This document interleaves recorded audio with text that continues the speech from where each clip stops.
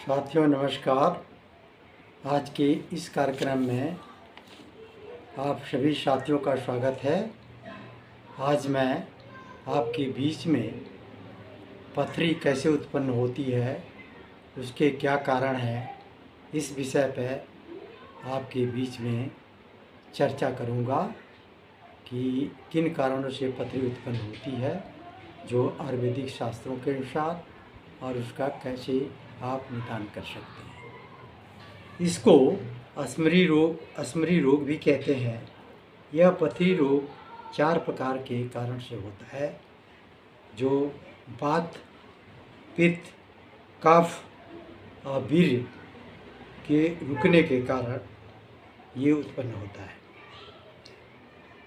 पथरी की उत्पत्ति के कारण क्या हैं? पेड़ों में रहने वाले वायु, पेड़ों के वीर्य, मूत्र, पित्त, कफ, इनको सुखाकर क्रम से पथरी को उत्पन्न करती है। यहाँ यह दृष्टांत है कि जैसे गौ के पित्त में गुरोचन बढ़ जाता है, वैसे ही मनुष्य की पथरी पड़ जाती है। और पथरी के जो पूर्व रूप क्या है? पथरी का रोग सन्निपात से उत्पन्न होता है। सन्निपात का मतलब ये है कि यहाँ पर जब आपका जो शरीर का जो वात, पित्त, कफ अगर बिगड़ जाता है तो उसको सन्निपात बोलते हैं। तो पथरी वाले पुरुष के मूत्र में मस्त बकरी की सी गंध आने लगे, पेड़ों में अफरा हो, पीड़ा बहुत हो, मूत्र बहुत कठिनाई से आपका निकले, और ज्वर हो, बुखार आ जाता हो, और भोजन में अरुचि हो, भोजन करने की इच्छा न हो, तो यह पथरी के रूप के पूर्व लक्षण है। पथरी रोग के सामान्य लक्षण क्या हैं? नाभि में मूत्र की नसों में, पेड़ों में पीड़ा बहुत हो, मूत्र की धार बधी गिरे नहीं, और मूत्र का मार्ग रुक जाए।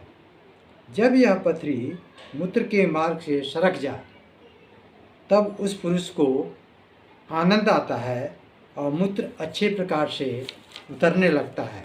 और जब यह कोप को प्राप्त होता है, मतलब कहने का मतलब ये है कि अगर जब ये ज़्यादा कष्ट होने लगता है अंदर, तब बड़ी पीड़ा होती है, और कभी कभी जब इसका पथरी का भयंकर रूप ले लेता है तो मूत्र के साथ आपका ब्लड, रुधिर भी आने लगता है। अधिक बात वाली पथरी का लक्षण क्या है?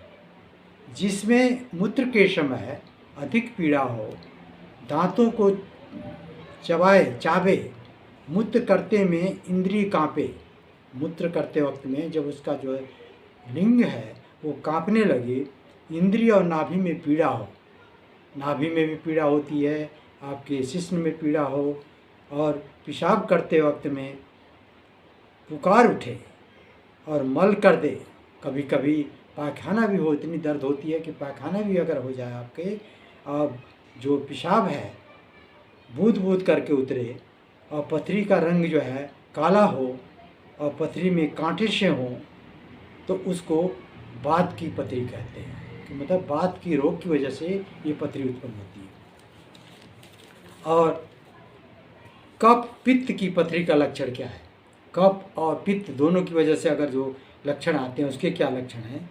पेड़ू अग्नि के समान जले, मानो या पक गया हो, और पथरी बादाम के छिलके के समान पीला, लाली, सफ़ेद लिए हो, तो ये लक्षण हो तो कफ पित्त की पथरी जानिए। कफ की पथरी का लक्षण क्या है? पेड़ों में पीड़ा बहुत हो, पेड़ू शीतल भारी हो, उसकी पथरी चिकनी, गोली, सफ़ेद और कुक्कुट के अंडे की बराबर हो, जिसमें ये लक्षण हो तो उसको कफ की पथरी समझना चाहिए। एक अन्य प्रकार की जो है शुक्र की वजह से, या आपके कह सकते हैं कि जो वीर्य है, वीर्य को रोकने की वजह से भी पथरी उत्पन्न होती है।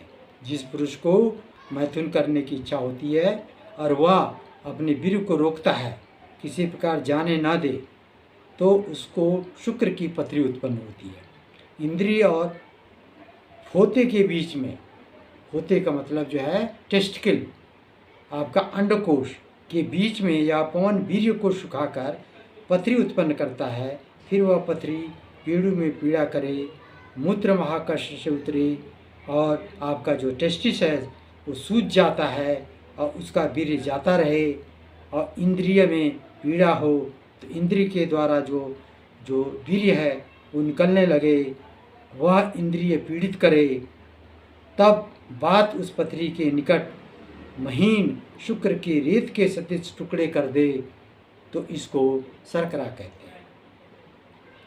पथरी का उपद्रव क्या है? शरीर दुर्बल होकर पीला हो जाता है, कुक्षी में सूल चले, अरुचि हो, शरीर पीला हो जाए, मूत्रघात हो, नाभि सूजन आ जाए, नाभि में मूत्र रुक जाए, ये इसके जो है उपद्रव है, इसके जो है इससे आपको परेशानी होती है। और पथरी कितने प्रकार की है? जैसे पथरी आपके गुर्दे में, किडनी में, आपके किडनी में पथरी होती है, और पित्ताशय में पथरी उत्पन्न हो जाती है, अग्नाशय में आपकी पथरी हो जाती है।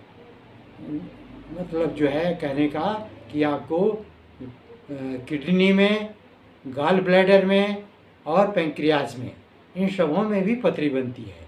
तो इसको आपका जो है हमारे एक डॉक्टर खादर वली हैं, कृषि वैज्ञानिक हैं, कृषि धान्य वैज्ञानिक, उनका अध्ययन है। वो कहते हैं कि 4-5 प्रकार के जो औषधीय पौधे हैं उनका अगर पत्तियों का कषाय बनाकर पिया जाए तो इसमें आराम मिलता है और धीरे धीरे जो है इस बीमारी से छुटकारा पाया जा सकता है। वो अपना सुझाव देते हैं कि जैसे धनिया है, धनिया के पत्ते को लेकर के, पुनर्नवा के पत्ते को लेकर, पत्थर चटा एक पौधा होता है, केले के तना को लेकर के, और कलिंग या करंज जिसे बादाम पापड़ी बोलते हैं, ये कंघी पौधा होता है जिसको मैंने अपने पिछले वीडियो में भी चर्चा की है।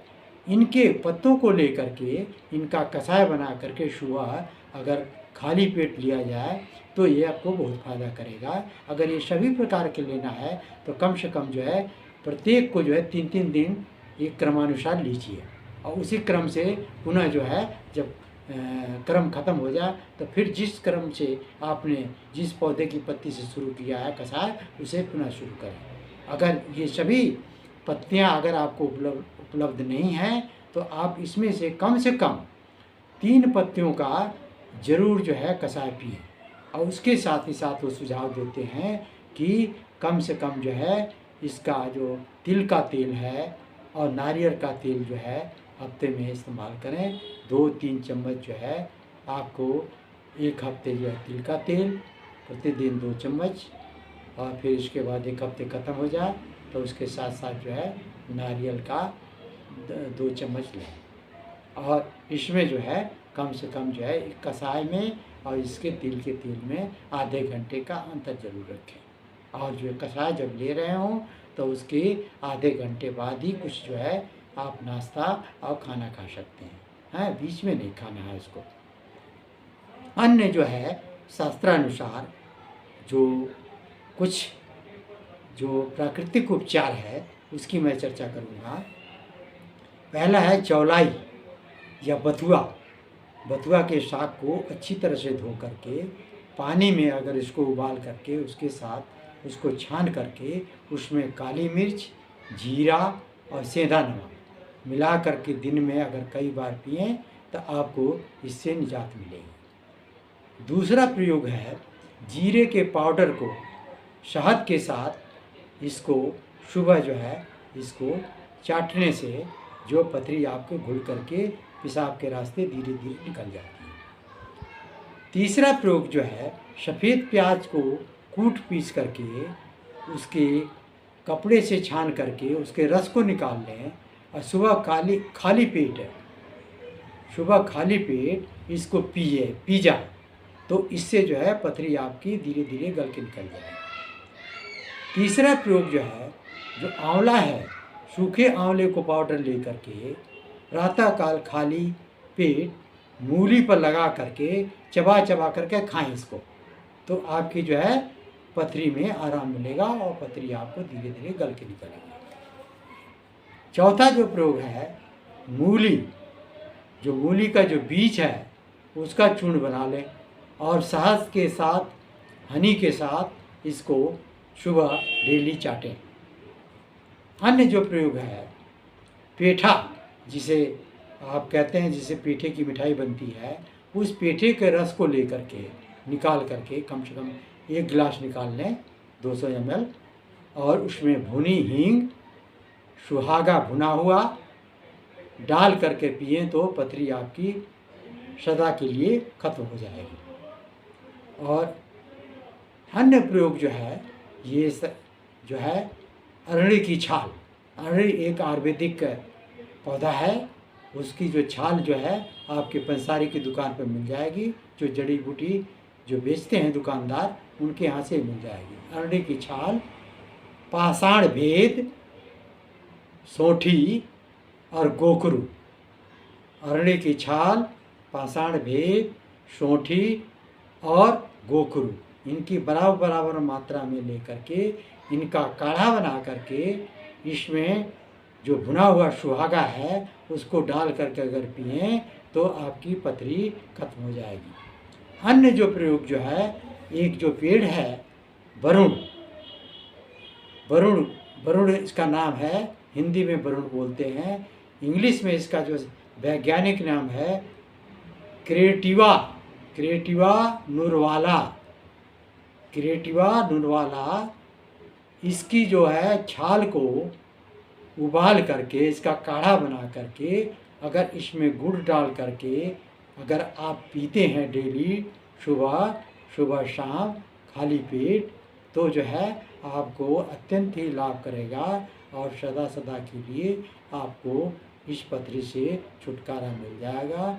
इन्हीं शब्दों के साथ आपको पुनः प्रणाम करता हूँ और आपसे निवेदन है कि हमारे इस चैनल को ज़्यादा से ज़्यादा शेयर करें ताकि इसका लोग लाभ उठा सकें। नमस्कार, धन्यवाद।